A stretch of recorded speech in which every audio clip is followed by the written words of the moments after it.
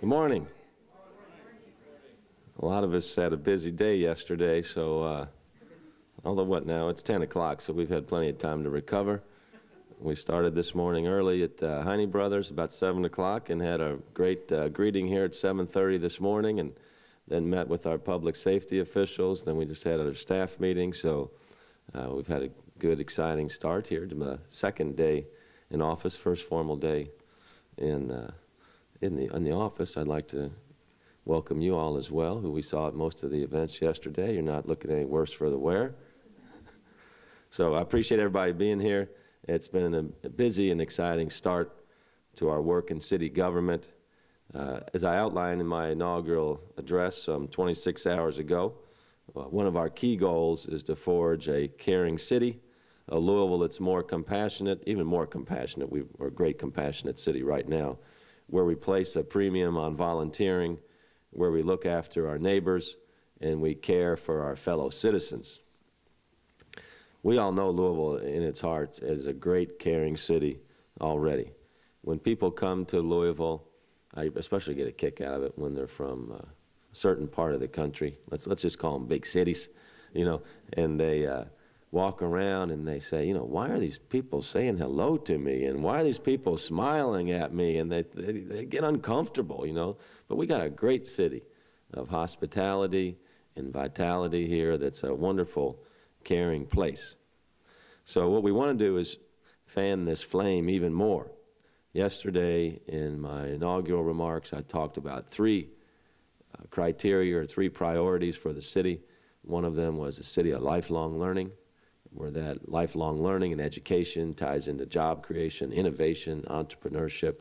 The second was Louisville is a healthier city, so that we can enjoy our health, so we can enjoy our quality of place, and we can enjoy each other as well. And the third was Louisville is a more compassionate city, an even more compassionate city. Because not only is it the right thing to do, but we don't have money to do everything, but we have unlimited ability when we decide to help each other to get things done. And in the process, we know we're doing the right thing at the same time, and we make a deposit to our citywide emotional bank account, if you will, where we know that we're with each other to help each other each step along the way. So what I think part of my role here is to fan the flame of compassion and make it soar to even bigger heights for all of us. So our first step in that quest is this Saturday, January the 8th, when we're asking citizens to join us for a day of service to pitch in and make our city a better place. This is the last event of the inaugural week here. Is Saturday, January 8th, is our community-wide day of service. Metro United Way has been an awesome partner in this endeavor. They've helped us arrange 50 volunteer projects, 50 projects at nonprofit agencies and organizations, ranging from the Americana Community Center. I see Edgardo Menzia here today. Welcome, Edgardo. To Dare to Care, to the St. Joseph's Children's Home, to the Volunteers of America. So 50 different projects. This is our first day of service, but I can guarantee you it's not going to be the last. It's too much fun to put on something like this, and you're helping too many people. I mean, this is what it's all about. So you're going to see many volunteer engaging opportunities in the months to come. We could have put this first day of service together without Metro United Way and its volunteer connection, but I don't know how we could have possibly done that. So when we were thinking about this, we said, who are the best people in the city to help us with this? Who are the very best people? So it said, you all right here, Metro United Way, Joe and Kelly. So I'd really like to thank them and now ask Kelly Garvey, the Director of Engagement, to say a few words. Kelly?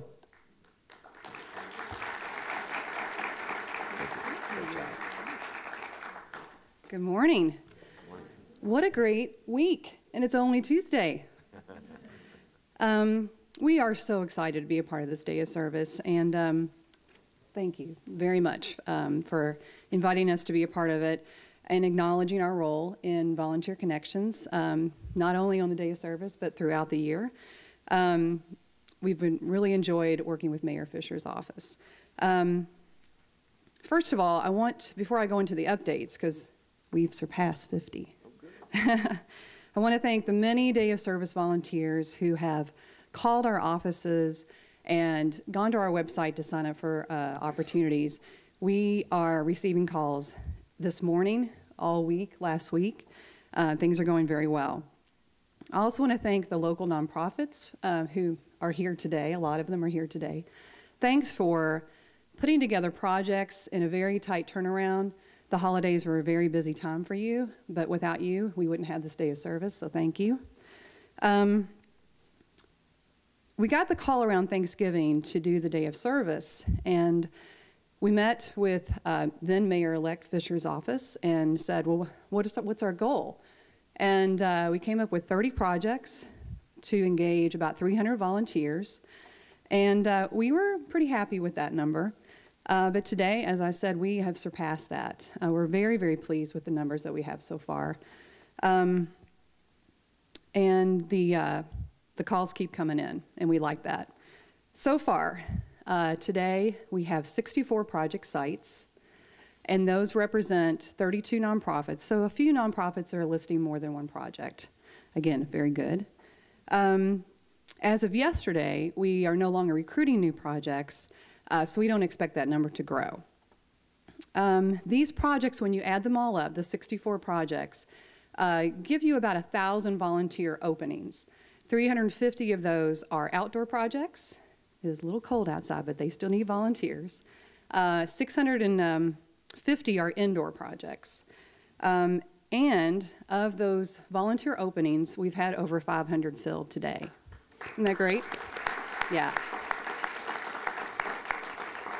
So we still have a little ways to go.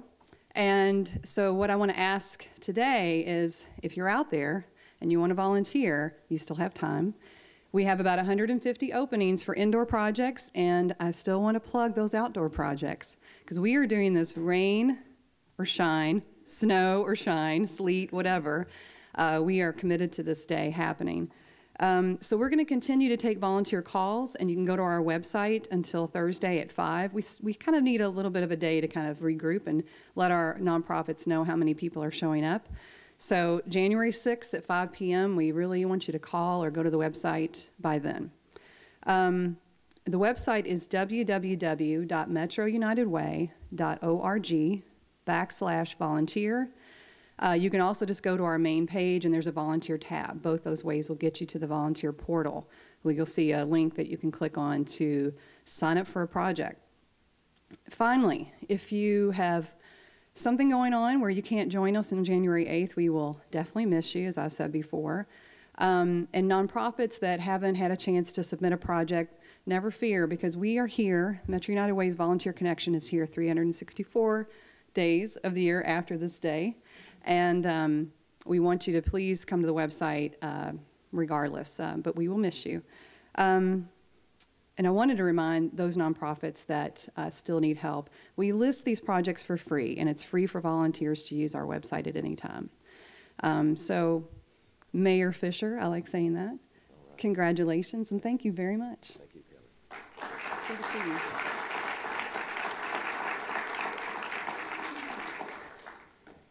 Okay, great job. So we need some more volunteers. So I assume, is one of these cameras Metro TV? Okay, so if I'm talking to my team members now here on Metro Government, come on. Go to metrounitedway.org, is that right? And sign up for us, and let's try to get us over the top here. I'd appreciate your help. Okay, now if everybody will join me up here, I will sign my first executive order creating our Day of Service. So first executive order, it's about service. So come on up and we'll sign this and get a picture. Then there'll be another announcement after we do that. But come on up now for a...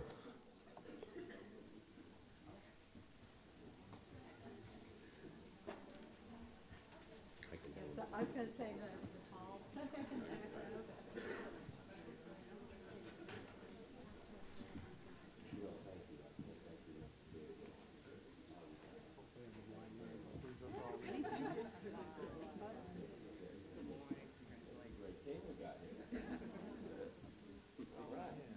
Just stand in the back. Okay. So in the proclamation, we're talking about we value our health and our safety here. We're one city, One community, one family. You ever heard that by now? And it's the goal of our administration to make us an even more compassionate city. And so, due to all this, I'm happy to proclaim January 8th as our community-wide day of service. And we can all get together, help each other, and build some good relationships in the meantime. So I will sign my first order. So do it.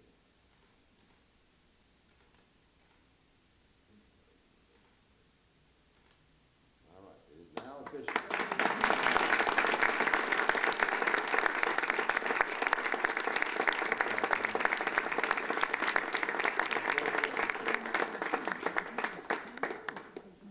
Okay, good job. Good. Thank you, Mr. Mayor. My pleasure. All right, good job. Thank you, sir. Okay. Thanks, everybody, for being here. I appreciate it. We did. Margaret Handmaker is joining us as our interim chief of economic development. Margaret, please stand up and wave to the crowd. To your new team here. I want to make sure the city's economic development efforts are functioning at their very best so we can create jobs and put our city back to work. You'll recall throughout the campaign I talked about blue-collar jobs, green-collar jobs, white-collar jobs. So it's important that we have a professional of the caliber of Margaret in that position. I also want our economic development agencies to be focused on making Louisville the easiest place in the country to start a business, and to grow a business, and to attract businesses to relocate here as well. And I want them to take the lead on creating this culture of entrepreneurship that you've heard me talk about many times before. So Margaret's going to help ensure we're headed in the right direction. Margaret is a former global partner for Mercer, well known throughout not just the community, but the country as a leading business executive. She's well respected here in Louisville. She spent many years, just recently retired with Mercer, around the world on efficiency in business operations, HR operations, just overall business. Margaret's the type of person you can throw into any challenge, no matter if it's a social service issue, a for-profit issue, and she'll figure it out. So just an outstanding reputation in the community. She's the former chair of the University of Louisville Board of Overseers and very active with U of L School of Business as well. So Margaret's going to work closely with Doug Cobb, who chaired my transition committee on economic development, to make sure our city efforts are focused and effective, and to ensure that we find the absolute right person to succeed Margaret, who's agreed to help us for the next 6 months in this endeavor, and make sure her successor can hit the ground running. So Margaret, we really appreciate you stepping up to the challenge here. In many ways, you're a model for all of us. She's a very young, retired person, but she can't successfully retire. So when we asked her to do this, she jumped right at it. She's a valued member of our transition team as well, so I really, really appreciate you stepping up here, Margaret. Thank you. I'm also pleased to announce that Tony Payton will join our team as our Director of Policy. Tony, wave to your new friends here. Tony will be working to help our team integrate many of our campaign commitments into city policy. Policy is obviously an important component of any government because it sets our tone and it sets our priority. During the campaign, we had more than 20 policy groups working on everything from animal services to making Louisville a great global city. Many great ideas came from those policy groups and from the work of my 41-member transition team. I'd also like to take this opportunity to thank Brandon Cohn. Is Brandon still in the room? Brandon's in the back here, and Brandon just did a heck of a job throughout the campaign with our leaders teams, or what we call those policy teams, and then certainly through the transition as well. So Brandon's a valued member of our staff here as well. And so Brandon, I wanted to make sure that everybody understood the important role that you played and will continue to play in policy and the administration. So thank you very much.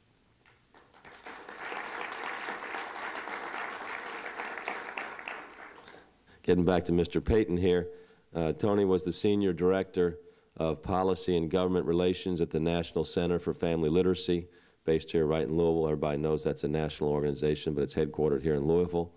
He's also a former aide to Congressman Norman Sosiski of Virginia, so he brings a lot of different experience to the background, deep experience in education and education policy. We all know how important that is to the community, from pre-K to PhD.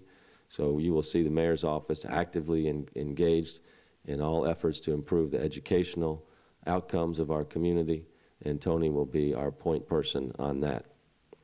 Also, his government experience, he'll be a partner in our intergovernmental affairs team, working with Ron Weston and Pat Mulvihill.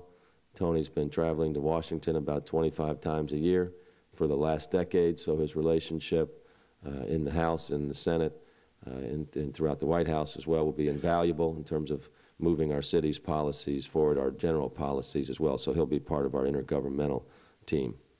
So we'll be leaning on all these backgrounds that Tony brings to our team here. We really appreciate that you're here, and we know that you're going to make a huge impact on our city here to help us not only move forward in our policy areas, but those policies eventually create what? Jobs. That's right. That's right. All right, so we're looking forward to that partnership. You're going to be a busy guy just like everybody else. So at this point, I'm happy to take any questions. Mr. Mayor, curious about finding someone full-time to fill the job that this new manager decided to take for 6 months. What are your plans to do that, and what are you looking for to fill that full-time? Well, Doug and Margaret will be working on that. Obviously, a key component of that is the relationship between the city and GLI as well. So you have the GLI component of economic development, and then how we work it in-house as well. So we'll be looking at those individually and collectively over the next month, and then we'll be embarking on a direction after that.